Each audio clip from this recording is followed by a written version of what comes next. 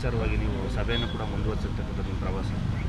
ಅದೇ ನಾನು ಇವತ್ತು ಚಿಕ್ಕಬಳ್ಳಾಪುರ ಮತ್ತು ಕೋಲಾರಕ್ಕೆ ಭೇಟಿ ಕೊಡ್ತಾ ಇದ್ದೀನಿ. ಶನಿವಾರ 25ನೇ ತಾರೀಕು ನಾವು ಚಿತ್ರದುರ್ಗದಲ್ಲಿ ಬೆಂಗಳೂರು ವಿಭಾಗದ ಪರಿಶೀಲನೆಯನ್ನು ಮುಖ್ಯಮಂತ್ರಿಗಳು ನಾನು ಮಾಡ್ತೇವೆ. ಈಗಾಗಲೇ ಬೆಳಗಾಂ, ಗುಲ್ಬರ್ಗ ಡಿವಿಷನ್ಸ್ದು ಮಾಡ್ಕೊಂಡು ಬಂದಿದ್ದೇವೆ. ಆನಂತರ ಮೈಸೂರು ಡಿವಿಷನ್ನು ಕೂಡ ಮಾಡ್ತೇವೆ. ಪರಿಸ್ಥಿತಿ ಭಾಳ ಗಂಭೀರವಾಗಿದೆ. ಬರದ ಛಾಯೆ ಭಾಳ ದೊಡ್ಡ ಪ್ರಮಾಣದಲ್ಲಿ ಕಾಣಿಸ್ತಾ ಇದೆ.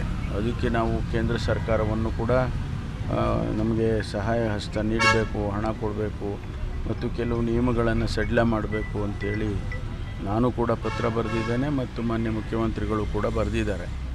ಈಗಾಗಲೇ ನಾನು ಮಾನ್ಯ ಪ್ರಧಾನಮಂತ್ರಿಗಳಿಗೆ ಪತ್ರ ಬರೆದಿದ್ದೇನೆ. ನ್ಯಾಷನಲ್ ಡಿಸಾಸ್ಟರ್ ಅಂತ ಹೇಳಿ ನೀವು ಅದನ್ನು ಘೋಷಣೆ ಮಾಡಬೇಕು.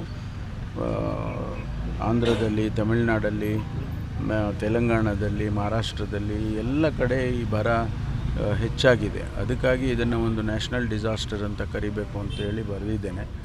ಅದಿನ್ನೂ ಯಾವುದೇ ರೆಸ್ಪಾನ್ಸ್ ಬಂದಿಲ್ಲ ನಮಗಿನ್ನೂ. ಏರ್ಪೋರ್ಟ್ ವಿಚಾರ ಮತ್ತೆ ಮುನ್ನೆಲೆಗೆ ಬಂದಿರ್ತದೆ ಸರ್, ತುಮಕೂರಲ್ಲೇ ಮಾಡಬೇಕು ಅನ್ನೋದು? ಇಲ್ಲ, ನಾವು ಮೊದಲಿಂದನೂ ಕೇಳಿದ್ದೇವೆ. 25 ವರ್ಷದಿಂದನೂ ಕೂಡ ನಾವು ತುಮಕೂರಲ್ಲಿ ಆಗಬೇಕು ಅಂತ ಧ್ವನಿ ಮಾಡಿದ್ವು.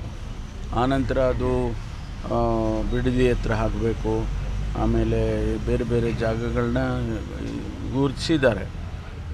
ನಮಗೂ ತುಮಕೂರಿಗಾದರೆ ಅನುಕೂಲ ಆಗುತ್ತೆ, ತುಮಕೂರು ಬೆಳೆಯುತ್ತೆ ಮತ್ತು 20 ರಾಜ್ಯಗಳು, ಜಿಲ್ಲೆಗಳು ಈ ಭಾಗದಲ್ಲಿ ತುಮಕೂರಿಂದ ಹೋಗುತ್ತೆ.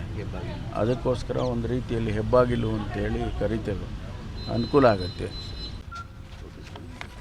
ಶ್ರೀಮತಿ ಕಮಲಮ್ಮ ಗಂಗಹನುಮಯ್ಯನವರು ನಮ್ಮ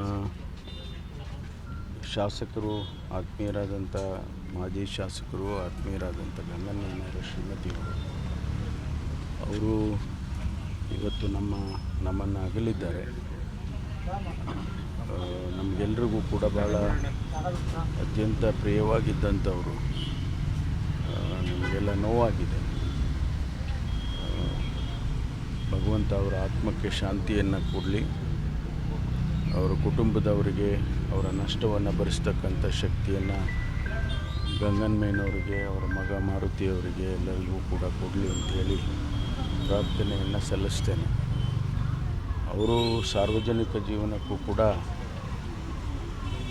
ಕಾಲಿಟ್ಟು ಜಿಲ್ಲಾ ಪಂಚಾಯಿತಿಯ ಅಧ್ಯಕ್ಷರಾಗಿ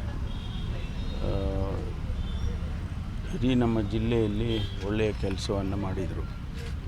ವಿಶೇಷವಾಗಿ ನಮ್ಮ ಕ್ಷೇತ್ರದಲ್ಲಿ ಮಧುಗಿರಿಯಲ್ಲಿ ಮತ್ತು ಕೊರಟಗೆರೆಯಲ್ಲಿ ಜಿಲ್ಲಾ ಪಂಚಾಯಿತಿಯ ಸದಸ್ಯರಾಗಿ ಆಯ್ಕೆಯಾಗಿ ಜಿಲ್ಲಾ ಪಂಚಾಯಿತಿ ಅಧ್ಯಕ್ಷರಾಗಿ ಕೆಲಸ ಮಾಡಿದಂಥವರು ಜನಮನ್ನಣೆಯನ್ನು ಗಳಿಸಿದರು. ಭಾಳ ಜನ ಪ್ರೀತಿಯಿಂದ ಅವರನ್ನು ಕಾಣ್ತಾಯಿದ್ರು. ಅವರು ಇತ್ತೀಚೆಗೆ ಒಂದಿಷ್ಟು ಅನಾರೋಗ್ಯದ ಸಮಸ್ಯೆಯಿಂದ ಬಳಲಿಕೊಂಡು ಇವತ್ತು ಕೊನೆಯ ಉಸಿರನ್ನು ಎಳೆದಿದ್ದಾರೆ.